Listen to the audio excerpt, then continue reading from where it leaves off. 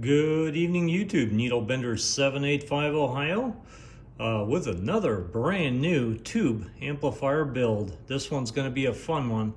It's a Gu43b grid-driven tube, and we're going to drive it as such. And it's a it's a tube that's actually, if you look on eBay, it's readily available. There's tons of them out there.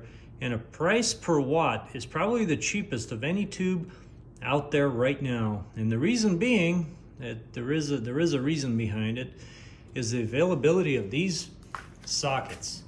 They're pretty much the, what's the word, unobtainium. But I managed to get my hands on one, and there is a fellow out there in Ukraine that builds these sockets, and he's actually building a batch of these things that's going to be available for future builds. But we got this one off of eBay, and they're really kind of hard to find. But the tubes, on the other hand, are super cheap, readily available, and $1 per watt. You just can't beat them. This is a, I know it's not the same socket, but they're pretty much electrically equivalent to a 4CX1000 tube. And it is a glass tube with a steel anode. So it's a steel tube, but instead of a ceramic insulator, they use glass over here. So this tube was brand new, and they're all brand new out there on eBay if you want to find them. They're about 65 to, I don't know, 100 bucks. And this will be equivalent to about a 500Zs. So this amplifier should expect the same kind of output as a probably close 1800, 2000 watts, maybe a little more. And we're talking about sideband operation. That's at least what I'm expecting. Kind of like a depending on the transformer, obviously we're going to have a good brand new universal transformer. It's actually supposed to be delivered tomorrow. It's going to fit right here. This is going to be a desktop model, and kind of a spoiler alert, I was initially planning on building this amplifier and that's still in the works. So that idea is still in the works, but it will not work with this particular cabinet. So I got a schematic and a design to build this as an all-band, basically kind of continuous, no band switch, basically a variable inductor that should be doing 1.8 to 30 megahertz, continuous sweep, and you can tune anywhere in between. But unfortunately, this cabinet does not have the room. And I've tried to finagle it in many different ways, just cannot fit that inductor in there. And so this is going to be a desktop model. It's just going to be a 26 or 29 megahertz amplifier, and it's not going to have an input tune because it's going to be grid driven. That's just going to be the input it doesn't need to be tuned. It just goes into something called a swamping resistor, and couples to a grid bias supply, plus there's an additional screen supply. Now the voltages on these tubes are on the screen on the grid, they're pretty low. We're talking about 330 volts on the screen and negative 142 volts on the grid. So the power supplies are very small. Nothing like the 5000 where you had 1000 volts on the screen and about negative 250 volts on the grid. But after building my 5000 grid driven, I pretty much, unless I'm building something small of course, I've pretty much decided that any 4CX or any 5CX tube, which that's my next project, is going to be grid driven. There's just no reason to not to run a tube like that. It's just we're talking about, I don't know, 50 watts to get max output. It will be designed to take a full 100 watts, but you won't need that much power, and you don't should never need a driver for these tubes. and all of those specs could be calculated. You could reduce drive, increase drive based on the swamping resistor that you choose to use. And however you spec that out, you can actually either attenuate it or increase the drive. But what you're looking for is about somewhere between 13, you can have it between 13 to 22 dBs of gain. And again, that's controllable by the swamping, by the size and the impedance of the swamping resistor. Now, the super easy thing with this tube is that it only needs a 50 ohm swamping resistor, so there's no matching network like the 5000. The 5000, if you recall, in my previous videos that I've done, it uses a 450 ohm swamping resistor, and that's because that screen voltage is 1000 volts, and obviously you never want to have your grid go above the screen, but you have that room to fluctuate to keep it in AB1. And I actually kind of wanted to talk a little bit about modes of operation. So your typical tube, we're not talking about this right now, we're talking about a typical let's say 3500Z, 3CX3000. Anything begins with a 3 and doesn't have a screen on it, just has your grid and your cathode and anode, basically. That's why they call it a 3. It's 3 electrode tube. And so that tube is under normal conditions. It's driven in a cutoff by driving the cathode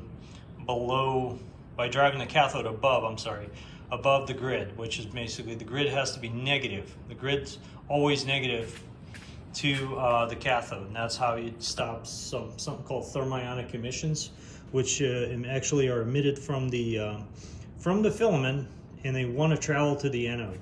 The anode is very positive, and the cathode is extremely negative. So those are the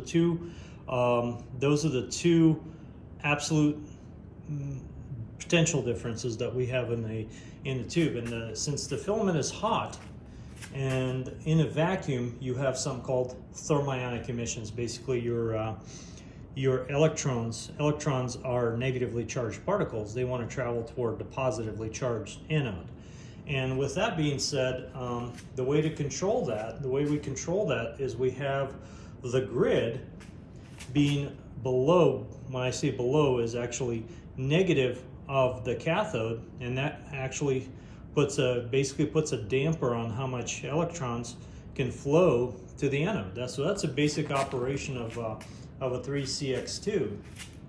And with that being said, how much positive the voltage goes on the tube, it's how much anode current we're actually getting. And in a 3CX, 3500Z, any of those tubes, the peaks, so the positive peaks is the one that actually get amplified. They actually wind up going above the cathode. So the grid winds up going above the cathode, becomes positive to the cathode. And that mode of operation is called AB2. AB2 mode, basically all that means is that during the cycle, during your AC cycle of your input signal, your grid can become positive in relationship to the cathode. Thus, it will actually draw current. It will actually conduct current. And in AB2, that's why we see in the 3CX3000, we have a grid meter. And I'll get to the 4CX tube here in a little bit, because that also has a grid meter, but it's used a little bit differently. So the grid meter in a 3CX3000, 3500Z always shows current whenever you're operating. And that means we're in AB2 operation, of class of operation. Now, if you would take this tube, for example, and there are some guys out there, mostly on AM, that would run its so-called strap configuration. And what that means is that they take the screen and the grid, they tie them together, and then they tie them to case ground. And then they feed their signal just like a normal 3CX tube. And if you look through data sheets of all these tubes, it's never talked about that's basically, there's no data sheet showing that you can do that. Now, I'm not saying that you can't do that, I'm just saying that there's no data sheets out there for it. So you're kind of in uncharted territory as far as charts and data and stuff like that. Now there's millions of people out there that run them like that, and and they work fine on AM and stuff like that. Now there is another school of thought that the ham guys talk about on ham forums. You can find that there are currents that are not balanced properly between the screen and the grid, and that creates might create some strain on the tube. Now how much longevity or what it affects, nobody really knows that, but it also requires significantly more amount of drive. But what you're getting is a lot simpler build that way, by converting a 4CX tube into a 3CX, basically by doing that. But if you can make a screen supply that is highly regulated, that is probably the most critical thing of any tube that you wish to use as a grid-driven amplifier, is to have your screen supply as stable, without any ripple voltage, and highly regulated. And when I say highly regulated, what I mean is that the voltage in the screen can flow both directions. So there are conditions in the tube, and this is in normal operation, that the current can either be sourced from a power supply, or the power supply will be sinking current. And your power supply needs to accommodate that. The way I accomplish that is by using something called a shunt regulator. A shunt regulator basically you have your rectifier and your filtering circuit, which has to have a good ripple filter. So you need a choke inductor and basically a pi configuration. So you have your filtering caps, you have your 3 Henry inductor, and then you have another set of capacitors. And that's to kind of filter out any AC ripple, because you don't want AC ripple in your screen supply. That will introduce distortions on its own. And then you have a resistor, a very large resistor. It's always going to be basically consuming some kind of current. And then you have something that resembles, if you really kind of look at it, it resembles a Zener diode. Now, in the old days, you actually had a bunch of string of Zener diodes. That's what I actually built in my first build of my 5000, until I just took those out. And then those Zener diodes kind of clamp that voltage at whatever you're looking for on your screen, and the rest gets kind of dissipated in the resistor. What that does is creates a supply that can either source or sink current, and the resistor should be sized that under the worst condition, you will not exceed the wattage rating of your screen, which every data sheet publishes that. And it should be done. Now, some people can put a fuse there, but if you have a properly sized resistor in your shunt regulator, the fuse is not really necessary. I have one in my 5000, but this one's not going to need that. But instead of Zener diodes, with the availability of high voltage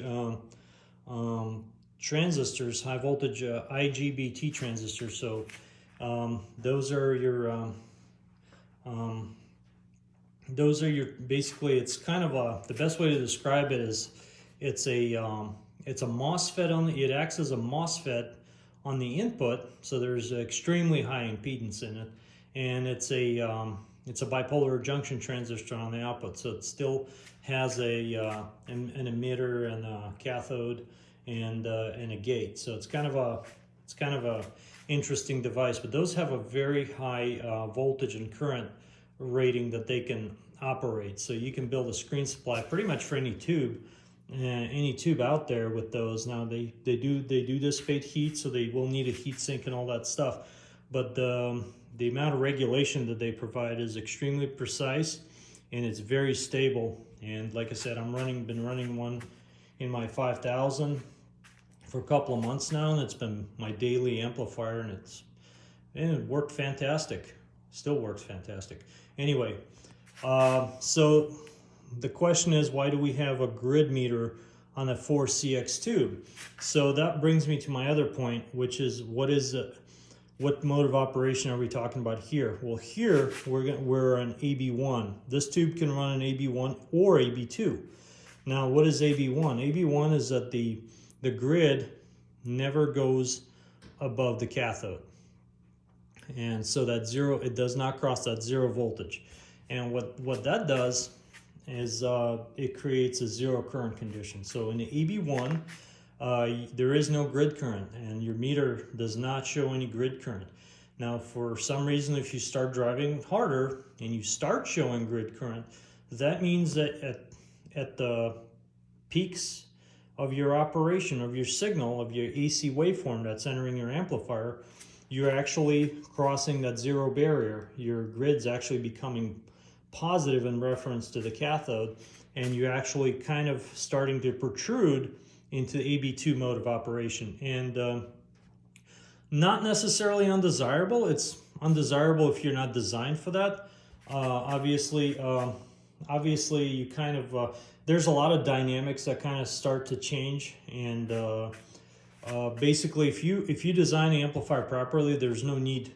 I'm kind of going to save some time on this, but there's no need to go into AB2. So you can run your tube in AB1, and your grid meter will only show current if you're actually kind of protruding above that zero line, and your grid starts to conduct current. Which in AB1, that's the definition of AB1 mode of operation, that there is no grid current. And that's the way I'm designing this amplifier. Same with my 5000. It's strictly an AB1, and AB1 and AB2 in tube world doesn't really mean, it has nothing to do with the, it's not directly proportional to your quiescent current or your bias current. Basically, when you step on the foot pedal and there's no signal, you're supposed to have some kind of current. That's to prevent any crossover distortion. But obviously, if you have a lot of current, that kind of limits your peaks before you're going to be hitting that AB2. So you kind of limited between so you have your quiescent current set at, let's say we're going to have this one at 200 milliamps, and full output. So you kind of have, that's the room you have to play with to keep it an AB1. And that's, I apologize for my lengthy explanation, but that's kind of where the swamping resistor kind of comes in, and kind of choosing that swamping resistor kind of lets you vary the voltage on your input. So let's say a 50 amp. So just kind of keep things simple. 100 watts of input gives you 70 volts RMS. If my math serves me right, 70 volts RMS voltage, or 70 volts, about 70 volts. Anyway, let's just keep it simple. 70 volts. So this runs at about negative 142, and it's going to be biased to about, so between 142 and 0, that's the peak. That's the peak-to-peak voltage that you're allowed to have. And as long as our signal is going to be about 70 maximum, so that's 100 watt input. So we're, as you can see, we're staying in our voltage on the grid never goes above 0. 0 being reference to the cathode always. Everything in the tube, everything on the data sheets in the tube is always measured to the cathode. That's your 0. Even though sometimes the way you build it, it might not necessarily mean case ground, but in this case, the way the socket is, the cathode is grounded. One side of the cathode is grounded, so it only needs one filament wire from the filament transformer. The other one is, so this is also a much simpler build than my 5000. If you recall, in my 5000, it's a grounded screen amplifier, but not to be confused with strap configuration. Grounded screen means that the cathode, in reference to the screen, is 1000 volts negative. And then the grid is additional 250 volts below the cathode. So there's a little bit more, it's a little bit more involved when you talk about 0 and what is used to be 0. But for tube specs purposes, 0 is always referred to the cathode voltage. Anyway, so let's talk about this build a little bit. This is one of the smallest cabinets you can get from ICA. And we're gonna have 2 tuners here. And we don't want that to happen. And we're gonna have 2 tuners here. We're gonna have this kind of a higher voltage tuner, and this one's gonna be facing the outside world. I'm gonna have a nice blocking capacitor, and this is all gonna be closed off. So the tube's gonna be in its own little world here that's gonna be closed by a metal enclosure to prevent, since again this is a grid-driven amplifiers, to prevent any instability, you have to take additional precautions such as RF shielding the tube and stuff like that. But this is kind of an introductory video. There's more to come, but this is going to be a fun build. So I appreciate you watching, and thanks for tuning in. We'll definitely see you in the next one. Needle Bender 785 here in the Buckeye State, and I'm back on the side.